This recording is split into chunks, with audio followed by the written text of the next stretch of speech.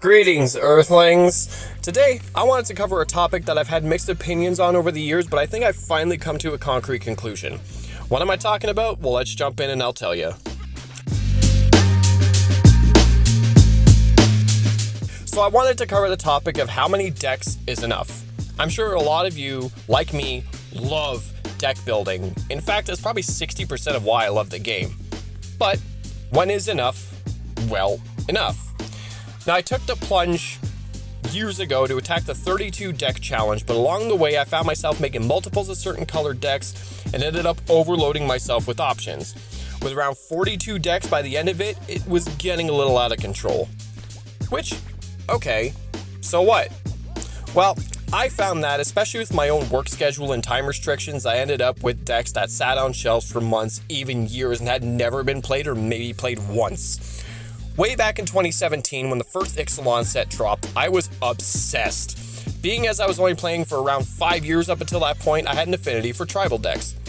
So I immediately jumped at the chance to build Gishath and Admiral Beckett Brass. Well, fast forward 6 or 7 years, and by that point I had maybe played each deck a total of 2 times. At the time, Ixalan was not the strongest set, and Zakama blew Gishath out of the water. And even with the revisit to Ixalan, the release of Pant Laza, and the new Beckett, I still found myself not caring enough to invest and play those decks. So, being the type of person that I am and hating to waste perfectly good cardboard, I disassembled both decks. What came of that? Well, I not only made space on my shelves in cases for decks I actually play, but I was able to take cards out of those decks and put them to better use, either in my other decks or for my friends' decks. My friend CryptoFire cracked a pretty nice Ezio and an Assassin's Creed pack, and it just so happened that a lot of the cards I ripped out of my Beckett Brass deck fit perfectly in a deck built around Ezio: Reconnaissance Mission, Biden of Thassa, The Indomitable, etc. And not to mention, you can only play a certain number of games in a given day. And the decks you do play in those sessions indirectly determine which decks you should keep, and which are an afterthought.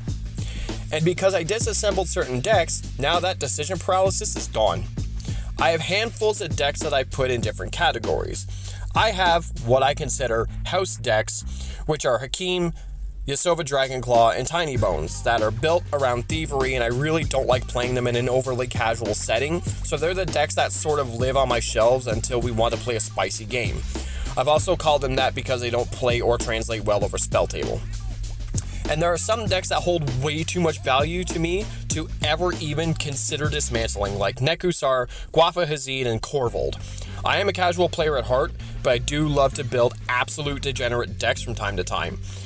But at the end of the day, I don't need so many decks that packet to go to an event feels like I'm going to a foreign country for a week, even though I'm driving an hour away for a day, or even walking 5 minutes to my LGS for an hour or two, so I may not even play 3 decks that night. It takes absolutely nothing to get overly enveloped in this game because the options are limitless. And if you have 40, 50 plus decks and you love all of them and can find the time to play all of them, then you have my utmost respect, because my ADD ass can't even remember how my own decks play half the time.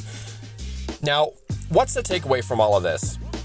I think the more you have a concrete amount of focused decks, the easier it is to not only play the decks you ultimately want to play, but you now leave yourself in a position where, if you want, you can build and try out a new deck without looking over at your table or shelves or whatever and thinking, where am I even going to put this one?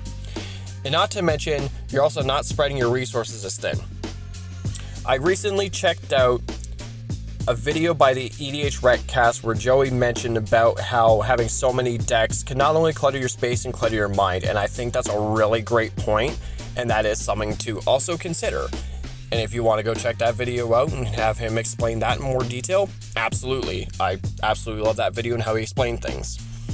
Now, I make sure that every deck I own, minus monocolored ones, have a command tower in them. But now that I have less decks, I have a handful of extras of those cards sitting in a drawer for either if I decide to build another deck, or I could toss them at my friends for when they build decks. Same with Sol Rings and Arcane Signets. You don't need as many when you have less decks. But what do you guys think? Like, this is a topic of discussion that I've wanted to cover for a while, but was unsure of how to fully approach it.